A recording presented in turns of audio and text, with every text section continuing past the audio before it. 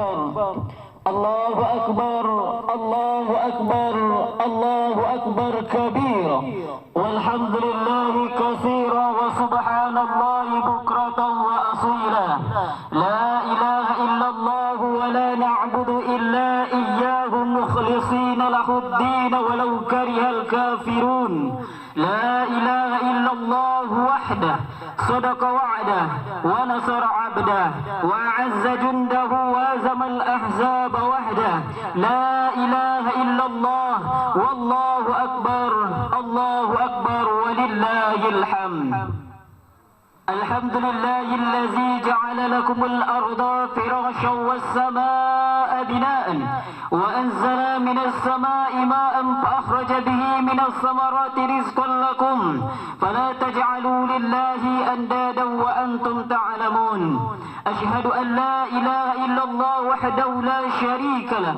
وأشهد أن محمد عبده ورسوله لا نبي بعده اللهم صل على سيدنا محمد وعلى آله وصحبه أجمعين فيا عباد الله اتقوا الله حق تقاته ولا تموتن إلا وأنتم مسلمون فقال الله تعالى في القرآن الكريم أعوذ بالله من الشيطان الرجيم بسم الله الرحمن الرحيم يا أيها الناس اعبدوا ربكم الذي خلقكم والذين من قبلكم لعلكم تتقون فقال الله تعالى في آيات أخرى يا أيها الذين آمنوا اتقوا الله ولتنظر نفس ما قدمت لغد واتقوا الله إن الله خبير بما تعملون صدق الله العظيم.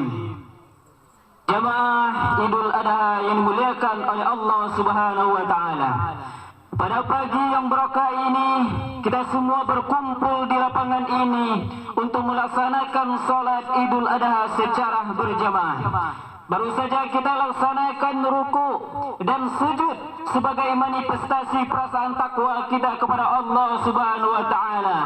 Kita agungkan namanya, kita gemakan takbir dan tahmid sebagai pengakuan dalam hati kita atas keagungan Allah Subhanahu wa taala. Takbir yang kita ucapkan bukanlah sekedar gerakan bibir semata, akan tetapi pengakuan dalam hati kita menggetarkan relung-relung jiwa manusia yang beriman atas keagungan Allah Subhanahu wa taala. Allah Maha Besar, Allah Maha Agung, Allah Maha Kuasa. Tiada yang patut disembah melainkan Allah Subhanahu wa taala. Allahu Akbar, Allahu Akbar, Allahu Akbar, walillahil hamd. Pagi ini orang sedang membayangkan sahabat tersayang, sebuah hati belahan jiwa, pasangan hidup anak terkasih. Saat air mata meleleh membayangkan mereka, andai ibunda masih hidup, pastilah selepas melaksanakan sholat Idul Adha ini, mereka lah yang paling pertama kita datangi, mereka yang paling pertama kita kunjungi. Yang mana seandainya mereka ketika itu ada, mungkin tangannya yang lembut masih bisa kita cium, mungkin tubuhnya yang rapuh masih bisa kita peluk. Betapa kulit seorang ayah melepuh di tengah panas terik matahari untuk mencari makan sesuap nasi. Dia rela pergi pagi-pagi dan pulang sore-sore untuk mencari rezeki. Dan bahkan ada seorang ayah yang dia tidak pulang-pulang selama satu harian, ada yang tidak pulang selama satu minggu, ada yang tidak pulang selama sebulan, dan bahkan ada yang tidak pulang berbulan-bulan untuk mencari nafkah.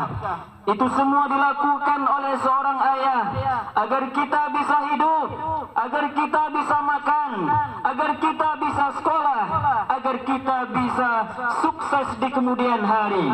Tapi malang tak dapat ditolak, untung tak dapat diraih. Yang mestinya mereka selepas melaksanakan salat Idul Adha ini mereka kita datangi, meminta maaf kepada mereka, kita cium tangan mereka yang lembut, kita peluk tubuh mereka yang rapuh. Tapi sebagian mereka ada yang sudah pindah ke alam yang lain. Hanya foto mereka yang dapat kita pegang, hanya foto mereka yang dapat kita lihat, hanya pakaian mereka lagi yang bisa kita pegang, hanya tempat tidur mereka lagi yang bisa kita tempati. Sebagian mereka ada yang sudah pindah ke alam barzah. Kita hanya mampu berdiri di atas makamnya sambil berkata, Assalamualaikum ya ahlil diyar minal mu'minin. Assalamualaikum wahai penghuni kubur dari golongan orang yang beriman. Wa insyaallah bikum lahikun. Insyaallah kami menyusul kalian. Wa nasallallahu lana lakumul afiyah. Dan insyaallah kami memohon kepada Allah, semoga kami begitupun kamu diberikan keselamatan. Betapa tidak, apa yang bisa kita balaskan kepada mereka? Apa yang bisa kita balaskan? Andai engkau gendong mereka dari kampung halamanmu ke tanah suci Mekah, belum tentu sanggup menembus satu petikan teriakannya saat melahirkan engkau, mempertaruhkan nyawa dia saat mengeluarkan engkau dari alam rahim ke alam dunia, dan bahkan dia rela mengorbankan nyawanya asal engkau selamat. Sedemikian besar jasa-jasa ibumu, sedemikian besar kebaikan-kebaikan yang diberikan, maka pantaskah kiranya engkau hianati mereka? Maka pantaskah kiranya engkau selalu mengecewakan hati mereka? Maka pantaskah kiranya engkau berlaku kasar kepada mereka? Maka pantaskah kiranya engkau letakkan mereka di pati jompo? Engkau kirim mereka di tempat yang kotor? Engkau letakkan mereka di tempat rumah yang kecil ketika mereka tidak berdaya? Berapa kali ibumu tidak bisa tidur pada malam hari karena tangismu merengek sampai pagi tiba? Berapa kali ibumu tidak bisa melaksanakan salat karena najis kencingmu lekat di kainnya? Berapa kali ibumu tidak bisa melaksanakan aktivitas, diusir dari keramaian karena tangismu merengek sampai pergi tiba memecah pagi telinga? Berapa kali ibumu tidak bisa melaksanakan ibadah kepada Allah Subhanahu wa taala karena perbuatanmu? Pada hari ini, apa yang bisa engkau balaskan kepada mereka? Andai uangmu yang banyak engkau datangkan, takkan bisa membalas segala apa yang dia berikan. Hanya doa yang bisa engkau ucapkan. Allahumma ghfirli dhunubi wali walidayya warhamhuma kama rabbayani shaghira. Ya Allah, ampunkanlah segala dosaku ya Allah, dan dosa kedua orang tuaku ya Allah. Sayangilah mereka sebagaimana mereka menyayangiku di waktu kecil. Andai doa itu juga tak dapat engkau ucapkan, apalagi yang bisa engkau katakan di hadapan Allah Subhanahu wa taala. Di atas pusarannya engkau teteskan air mata darah, tak dapat menembus segala kesedihan. Hanya bisa engkau katakan Allahu Akbar, Allahu Akbar, Allahu Akbar, walillahil hamd. Menghapus segala kepiluan, menghapus segala kesedihan. Jemaah Idul Adha yang dimuliakan oleh Allah Subhanahu wa taala. Hari raya Idul Adha adalah dikenal dengan hari raya berkurban. Berkurban adalah pesan dari kehidupan Nabi Ibrahim alaihissalam, yang mana pengorbanannya Nabi Ibrahim alaihissalam yang luar biasa menghadapi ayah yang sangat biasa, yang sangat luar biasa. Ayahnya Nabi Ibrahim alaihissalam bukanlah hanya sekedar penyembah berhala, tetapi Azar selaku ayahnya Nabi Ibrahim alaihissalam adalah seorang pembuat berhala, seorang pencinta berhala. Lalu apa ketika Nabi Ibrahim alaihissalam mengajak ayahnya untuk menyembah Allah Subhanahu wa taala? Apa jawaban ayahnya tersebut kepada Nabi Ibrahim? La illam tantahi, kalau engkau tidak berhenti menceramaiku Ibrahim, kalau engkau tidak berhenti mendakwaiku Ibrahim, la arjumannaka, aku akan lempar engkau dengan batu. Wajur di Maria, pergilah engkau Ibrahim, pergi sana, tinggalkan aku dalam keadaan waktu yang lama. Kasar kata-kata ayahnya terhadap Ibrahim. Apakah Nabi Ibrahim melawan terhadap orang tuanya? Dengan kelembutan hatinya dia berkata, "Astaghfirulaka Rabbi, aku akan memohon kepada Tuhanku untukmu agar engkau diampunkan wahai ayahku tercinta." Oleh karena itu hadirin, mungkin ada di antara kita yang kurang beruntung, tidak dipulihkan oleh orang tuanya, ada kesalah mereka terhadap kita, maka itu biarkanlah itu urusan mereka dengan Allah Subhanahu wa taala. Rasanya ingin marah, tetapi kita harus menahan. Biarlah urusan orang tua dengan Allah Subhanahu wa taala, karena jasa mereka begitu besar dengan kita, mulai dari melahirkan, mengandung sampai membesarkan kita. Biar mereka tersalah, maka biarkan itu urusan mereka dengan Allah Subhanahu wa taala, karena kita dituntut oleh Allah Subhanahu wa taala untuk beribadah kepadanya. Wa qada rabbuka alla ta'budu illa iyyah. Setelah itu langsung kepada orang tua, wa bil walidaini ihsanan, dan berbuat baiklah kepada orang tua. Inilah pesan pertama dari Idul Adha, yaitu pesan berbakti kepada kedua orang tua. Allahu Akbar, Allahu Akbar, Allahu Akbar, walillahil hamd. Adapun pesan kedua dari Idul Adha adalah pesan keagungan.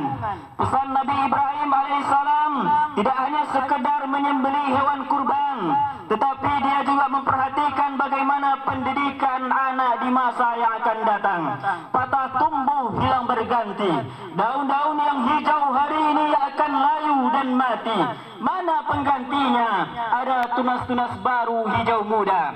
Kalau hendak membentuk bambu, maka dimulailah dari rebung, maka dia akan membengkok dan melengkung. Maka oleh sebab itu, kalau kita membentuk bambu yang telah besar, yang telah keras baru kita bentuk, maka dia akan dua kemungkinan. Kalau dia tidak patah atau kepala kita akan pecah. Oleh sebab itu, kalau kita ingin mendapatkan anak kita, anak yang soleh dan soleha kemudian hari, yang berbakti kepada kedua orang tuanya, maka perhatikan pendidikannya dimulai dari usia dini. Perhatikan pendidikan agama mereka dimulai dari sekarang. Karena kalaulah kita perhatikan pendidikan mereka dimulai dari sekarang, maka insya Allah mereka akan sukses di kemudian hari. Hadirin yang dimuliakan Allah Subhanahu wa taala, sekarang kita berada di akhir daripada tahun pelajaran sekolah. Baru saja sekolah melaksanakan namanya PAS, penilaian akhir sekolah ataupun penilaian akhir semester 2. Anak kita sekarang yang berada di kelas 6 SD, mereka sudah tamat. Selanjutnya mau disekolahkan di mana? Anak kita yang berada di kelas 3 SMP, mereka sudah tamat.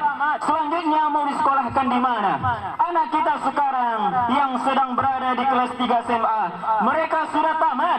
Selanjutnya mau disekolahkan kemana? Mau dikuliahkan kemana? Ini harus menjadi perhatian kita. Kalau kita salah dalam memperhitungkan, maka 20 tahun yang akan datang kita akan menuai hasilnya. Maka sekolahkan mereka di sekolah yang paling banyak pelajaran agamanya. Selain kita mendidik di rumah sebagai madrasatul ula, memperhatikan pendidikan mereka, dan juga mereka di sekolah mendapatkan pendidikan yang agamanya yang lebih banyak. Kalaulah mereka nanti sukses di kemudian hari, mereka akan menjadi seorang yang religius, mereka akan menjadi orang agamis, sukses di kemudian hari dia tercapai cita-citanya. Kalaulah mereka menjadi cita-citanya ingin menjadi seorang presiden, mereka akan menjadi presiden yang beriman. Kalaulah mereka cita-citanya ingin menjadi seorang menteri, mereka akan menjadi seorang menteri yang beriman. Kalaulah mereka bercita-cita ingin menjadi seorang tentara, mereka akan menjadi seorang tentara yang penghafal Al-Quran. Kalaulah mereka menjadi cita-citanya ingin menjadi seorang polisi, mereka akan jadi seorang polisi yang tawadu. Dan bahkan menjadi rakyat pun, mereka akan menjadi seorang rakyat yang bertakwa kepada Allah Subhanahu wa taala. Allahu Akbar, Allahu Akbar, Allahu Akbar, walillahil hamd. Maka oleh sebab itu kita harus perhatikan pendidikan agama mereka dimulai sekarang. Kalaulah kita tidak memperhatikan agama mereka dari sekarang, mereka kemudian hari tetap akan jadi cerdas. Mereka di kemudian hari tetap akan menjadi pintar karena mereka tetap belajar, tetapi mereka akan menjadi seorang pemikiran yang sekuler, yang memisahkan agamanya, yang memisahkan ibadahnya dengan tempat kerjanya. Kalau mereka nanti menjadi seorang pemimpin di tempat kerjanya, kalau seorang menjadi seorang pejabat di lembaganya nanti, mereka akan membuat peraturan yang akan menyulitkan karyawannya untuk beribadah kepada Allah Subhanahu wa taala. Maka perhatikan agamanya, tanamkan akidah dimulai dari sekarang. Kalau mereka diperhatikan pendidikan agamanya, jikalau seandainya mereka sukses di kemudian hari, kalaulah berjaya hidupnya kemudian hari, banyak uangnya ketika itu, mereka tidak hanya memikirkan bagaimana membeli mobil mewah, mereka tidak hanya memikirkan bagaimana membeli rumah yang besar, mereka tidak hanya memikirkan bagaimana mendapatkan istri yang cantik, tetapi mereka juga akan memikirkan bagaimana gelapnya kuburan kita ketika kita sudah tiada. Dan ketika itu mereka akan bangun di tengah malam bermunajat kepada Allah Subhanahu wa taala, salat tahajud dia, dan dia berdoa, Allahumma ja'al qabrahu raudatan min riyadil jannah. Ya Allah, jadikanlah kubur orang tuaku sebagai taman bagian dari taman surgamu ya Allah. Wala taj'al qabrahu hufratan min hufarin niran, dan jangan jadikan kubur orang tuaku sebagai bagian dari galian nerakamu ya Allah. Pertanyaannya, bisakah kita cetak generasi seperti itu di masa yang akan datang? Jawabannya ada pada apa yang kita tanam hari ini. Kalau kita tanam padi, insya Allah akan tumbuh padi. Terkadang tumbuh juga rumput. Apalagi yang kita tanam itu adalah rumput, maka dia tidak akan pernah tumbuh padi. Oleh sebab itu, sedang baik pun kita sekolahkan mereka di sekolah pesantren, belum tentu mereka akan menjadi ulama besar. Kita sekolahkan mereka di sekolah tahfiz Quran, belum tentu mereka akan menjadi seorang penghafal Al-Quran. Tetapi jalan kita sudah benar sesuai dengan ajaran kita. Apalagi kalau kita tidak memperdulikan pendidikan agama mereka sama sekali. Mau jadi apa anaknya dari masa yang akan datang? Bagi orang tua yang telah memperhatikan pendidikan agama anaknya, kita ucapkan alhamdulillah. Bagi yang belum, apa kata Nabi Yakub alaihissalam? Ma ta'budu min ba'di, setelah aku mati nanti engkau menyembah apa? Internet, game online, televisian, judi online. Inilah akan menjadi penyakit luar biasa. Berapa banyak orang bisa mengaji melalui internet? Benar, tetapi dia seperti pisau yang bermata dua. Berapa banyak orang yang rusak isi kepalanya gara-gara internet. Jangan sangka kita sayang dengan membelikan mereka paket 10 giga, 15 giga, lalu mereka main game online dari pagi sampai sore, lalu sampai bengkak matanya, menuruti kemauannya kita bilang itu sayang. Seyogyanya kita telah memberikan pisau yang merobek-robek urat nadinya, dia tetap hidup, tapi hatinya sudah tidak lagi. Kenapa? Karena hatinya sudah mulai keras, tidak ada lagi tata krama, sopan santun, teteskan air mata, rindu kasih sayang terhadap orang tuanya, karena hatinya sudah mulai menjadi keras. Oleh karena itu, dari sekarang perhatikan pendidikan mereka, awasi dia, ajarkan dia bagaimana berbakti kepada kedua orang tuanya. Maka itu insya Allah dia kemudian hari akan menjadi orang-orang yang kita harapkan. Allahu Akbar, Allahu Akbar, Allahu Akbar, walillahil hamd. Adapun pesan Idul Adha yang ketiga adalah pesan pengorbanan. Bagaimana pengorbanan yang telah dilakukan oleh Nabi Ibrahim alaihissalam menghadapi ayahnya luar biasa. Begitu juga si istrinya Siti Hajar dengan anaknya Ismail alaihissalam, yang mana rela ditinggal di sebuah tempat yang mana tempat disebut adalah lembah yang tandus, gurun pasir, tak ada tanda-tanda kehidupan di sana, tak ada pepohonan, tidak ada minuman dan makanan. Mereka rela ditinggalkan di sana. Tak kala mereka sampai di tempat tersebut, mulailah Nabi Ismail alaihissalam ketika itu masih kecil, masih berusia baru kecil, masih menyusu, dan ketika itu masih dia dalam keadaan kehausan karena merasa kepanasan luar biasa. Mulailah Nabi Ismail alaihissalam merasa kehausan dan mulailah khawatir Siti Hajar. Kemudian Siti Hajar berusaha mencari air. Dia pergi ke Bukit Sofa untuk mencari air. Setelah sampai di Bukit Sofa, dia tidak menemukan air. Kemudian juga dia berlari ke Bukit Marwah untuk mencari air. Setelah sampai di Bukit Marwah, dia juga tidak menemukan air. Kemudian dia kembali ke anaknya yang masih menangis, dan dia menemui Ismail dalam keadaan makin parah nangisnya. Semakin khawatir Siti Hajar, kemudian dia kembali berlari ke Bukit Sofa untuk mencari air. Kemudian pergi ke Bukit Marwah untuk mencari air, dan mandi sebanyak 7 kali. Dan akhirnya setelah dia letih, kembali kepada anaknya yang sedang menangis. Dalam keadaan situasi yang sulit, semakin parah menangisnya Nabi Ismail alaihissalam ketika itu, Allah turunkanlah rahmatnya melalui pukulan kaki Nabi Ismail alaihissalam ketika itu memancarkan mata air. Mata air itu disebut dengan air Zam-Zam. Alhamdulillah masih mengalir sampai sekarang. Allahu Akbar, Allahu Akbar, Allahu Akbar, walillahil hamd. Setelah Nabi Ismail alaihissalam beranjak dewasa, Nabi Ibrahim alaihissalam kembali diuji oleh Allah Subhanahu wa taala. Pertama diuji untuk menghadapi ayahnya yang luar biasa. Kemudian diuji untuk meninggalkan istri dan anaknya di tempat lembah tandus, dan kemudian diuji keimanannya oleh Allah Subhanahu wa taala untuk menyembelih putranya Nabi Ismail alaihissalam. Dan dia mendapatkan wahyu dari Allah Subhanahu wa taala melalui mimpinya. Dan tak kala ketika itu Nabi Ibrahim alaihissalam menemui anaknya Ismail. Wahai anakku, wahai putraku, aku menyampaikan sesuatu padamu. Bagaimana pendapatmu? Aku mendapatkan wahyu dari Allah Subhanahu wa taala untuk menyembelihmu. Maka apa jawaban Nabi Ismail alaihissalam? Nabi Ismail alaihissalam adalah seorang yang berbakti kepada orang tua, yang taat kepada Allah Subhanahu wa taala. Lalu dia menjawab, wahai ayahanda, laksanakanlah apa yang diperintahkan oleh Allah Subhanahu wa taala. Insyaallah engkau akan mendapatiku dalam keadaan orang-orang yang sabar.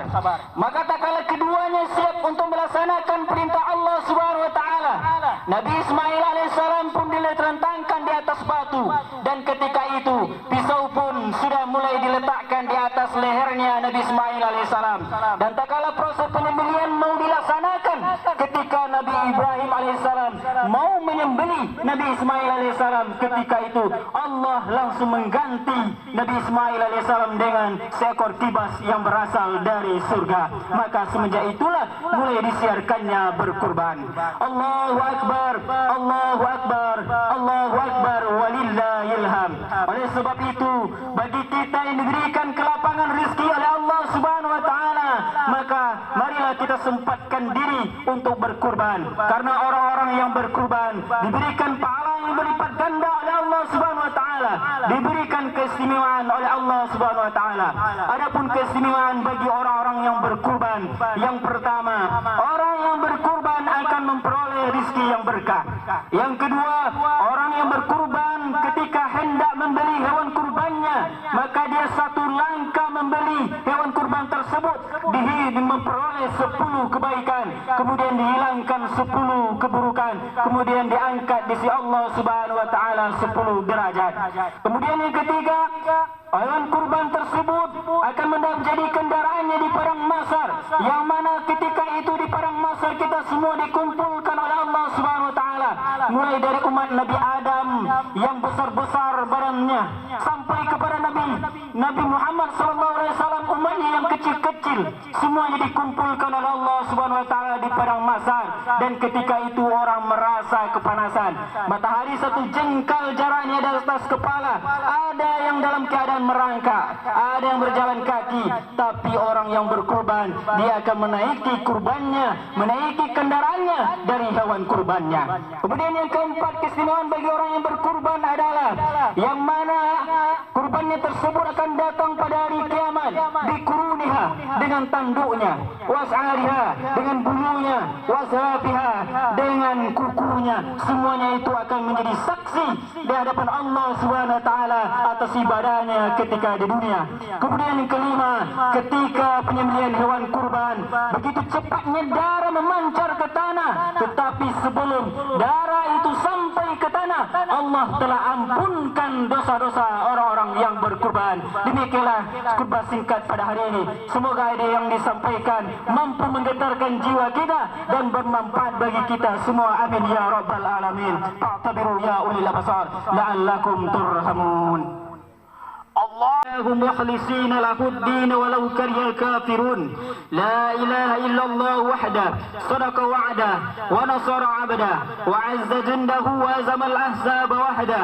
لا إله إلا الله والله أكبر الله أكبر ولله الحمد.